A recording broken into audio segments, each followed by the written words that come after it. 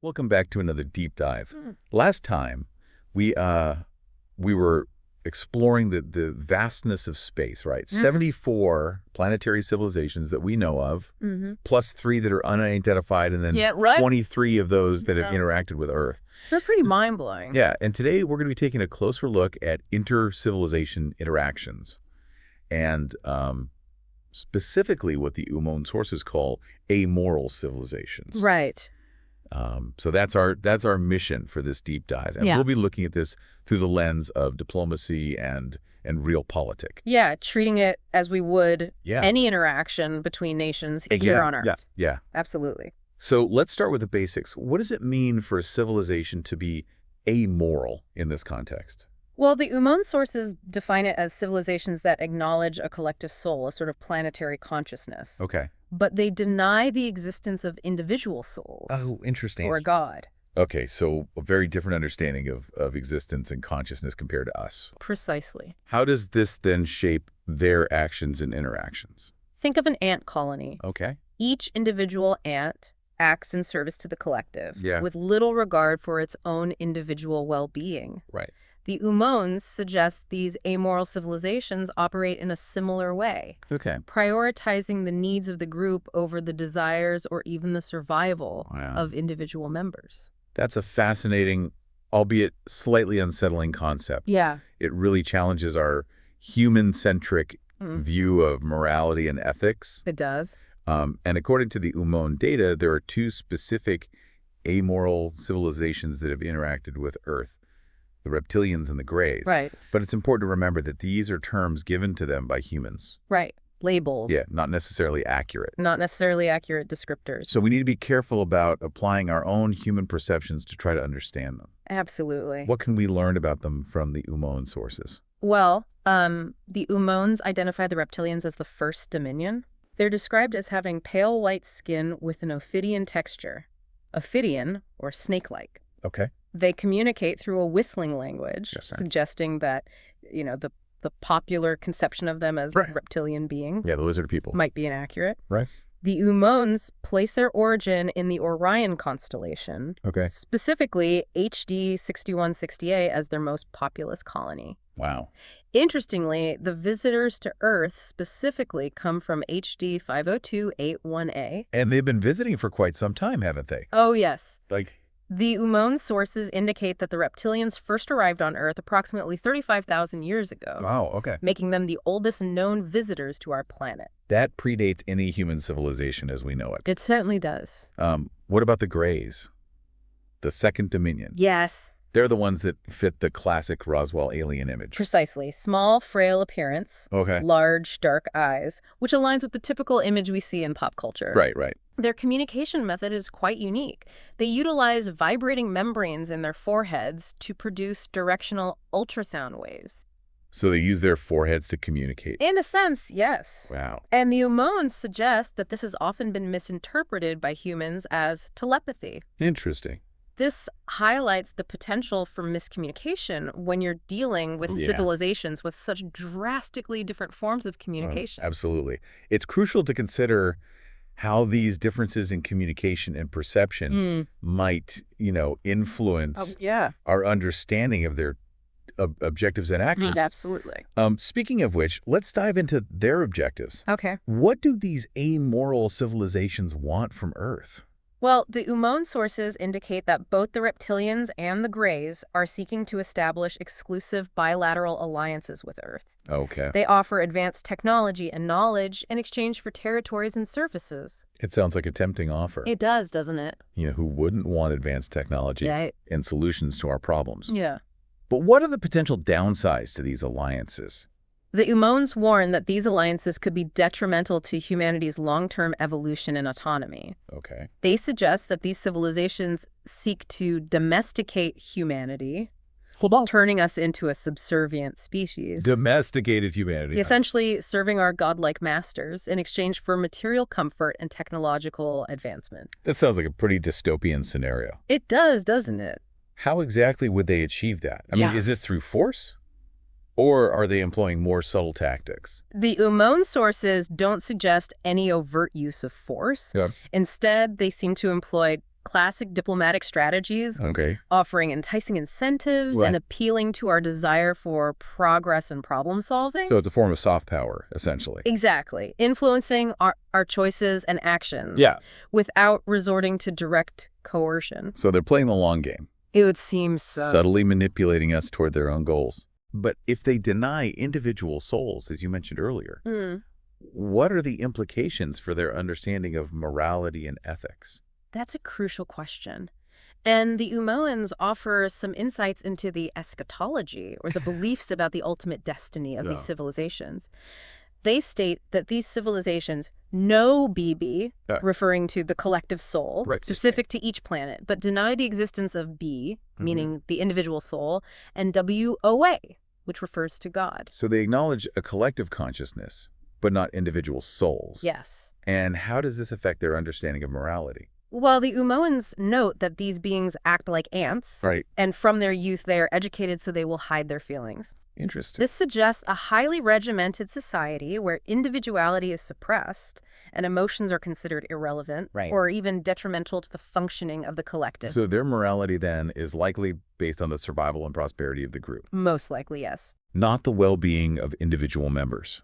It would seem that way. It makes sense, but it's still a chilling thought. It really challenges our fundamental human values and raises serious concerns about the potential consequences of interacting with such civilizations. And it's important to remember, these are just two examples of the many civilizations that might exist in the universe. Exactly. The Oomoans have documented 74 known civilizations and 3 unidentified ones, which suggests that the diversity of perspectives and values out there is probably far beyond our current comprehension. Absolutely. This is mind-boggling stuff. So what should we do? How do we navigate this complex web of inter-civilization politics? Do the Oomoans offer any guidance? They do. They offer a simple yet profound piece of advice. To avoid domination, do not sign any pact. They urge us to be wary of seemingly benevolent offers and to critically assess the long-term consequences of our actions, prioritizing our own evolution and self-determination above short-term gains. That's powerful advice. But is there any evidence that these amoral civilizations are actively working to achieve their goals here on Earth? Or is this all just speculation based on the Oomoan data? That's a question we'll explore in the next part of our deep dive. The Oomoans provide specific details about how these civilizations operate, including intriguing information about their involvement in certain events that have puzzled humanity for decades. Fascinating.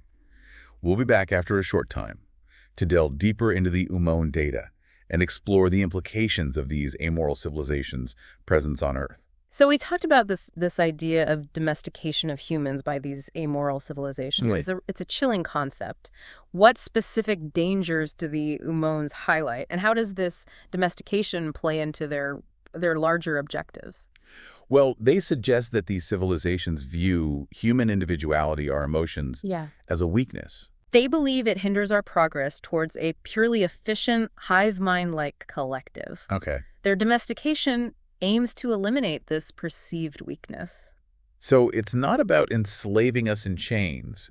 It's about shaping us into something that better serves their goals. Precisely. But what evidence is there that this is actually happening? Well, remember how the Oomoans mentioned these unofficial relations between these civilizations and human organizations, including NATO? They delved deeper into these interactions, citing the phenomenon of crop circles. Wait, crop circles? Yes. Those strange patterns in fields. Exactly. How do those connect to amoral civilizations? The Oomoans suggest that some crop circles are messages or instructions sent to specific individuals or groups within human society.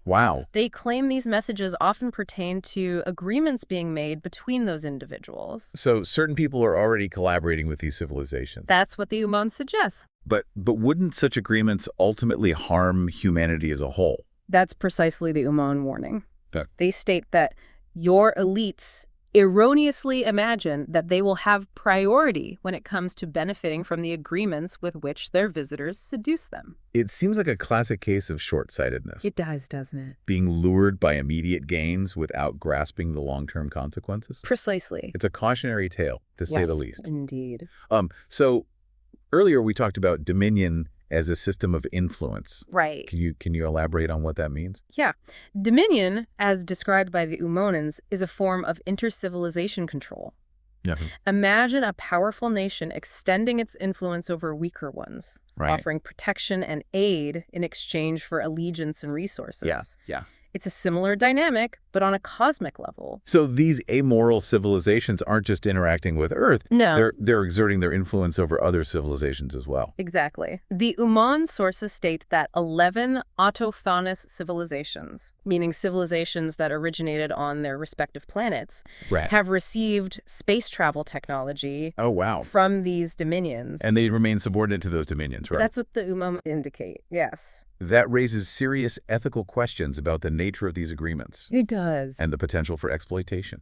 It certainly does. It challenges our understanding of interstellar relations and the potential consequences of technological advancements without considering the broader ethical implications. Absolutely.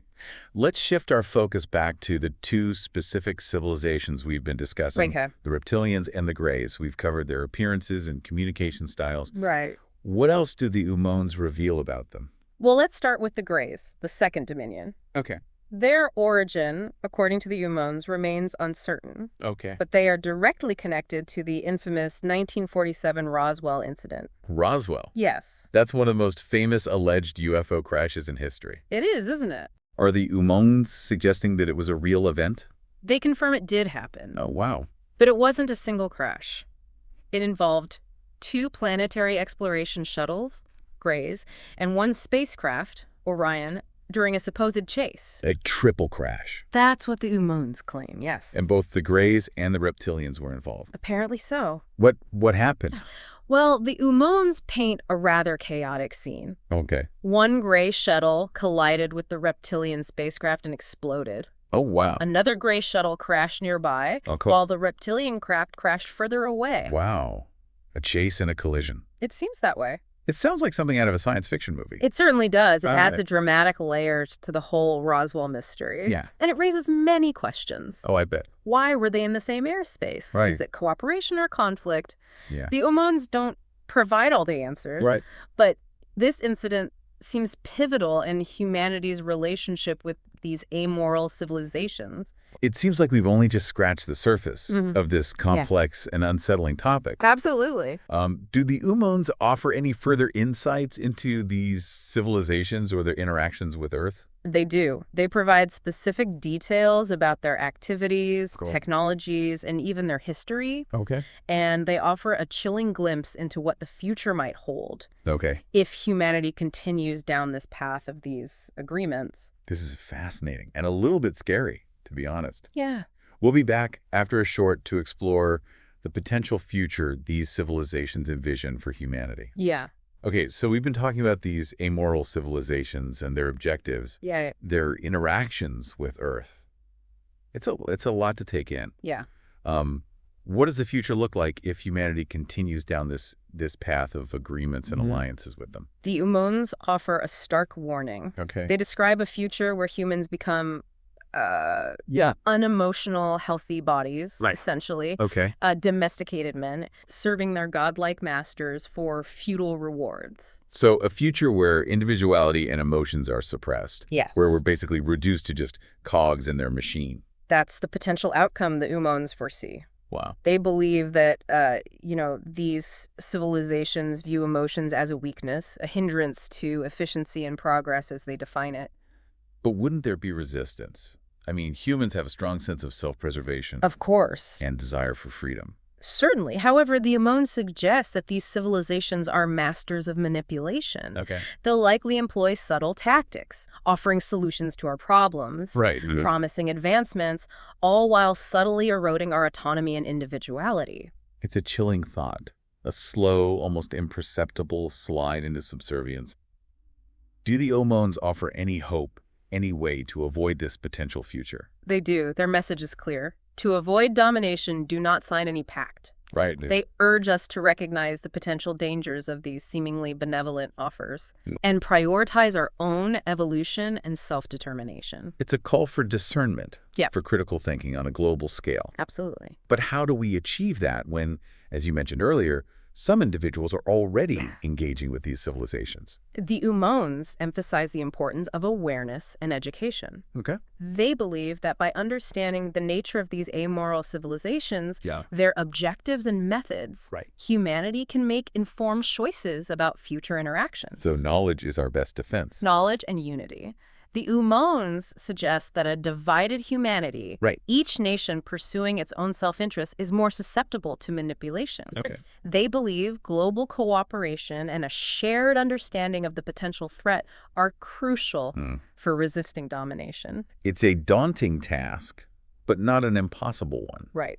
It requires a shift in perspective. Absolutely. A recognition that humanity's future might depend on our ability to think beyond our immediate needs and consider the long-term consequences of our actions on a cosmic scale. A cosmic perspective is necessary. This deep dive has been a journey into the uncharted waters of intercivilization interactions. We've explored the complexities of diplomacy, the potential dangers of these amoral civilizations, and the importance of knowledge, unity, and informed decision-making as we navigate our future in a vast and unknown cosmos. It's a vast universe out there. And perhaps most importantly, it reminds us that the future is not predetermined. Absolutely not. The choices we make today, individually and collectively, will shape the trajectory of humanity's journey among the stars. It's a powerful thought. It's a powerful thought to leave our listeners with. Until next time, keep looking up, keep asking questions, and keep exploring the mysteries of the universe. Always remember that the future is ours to create.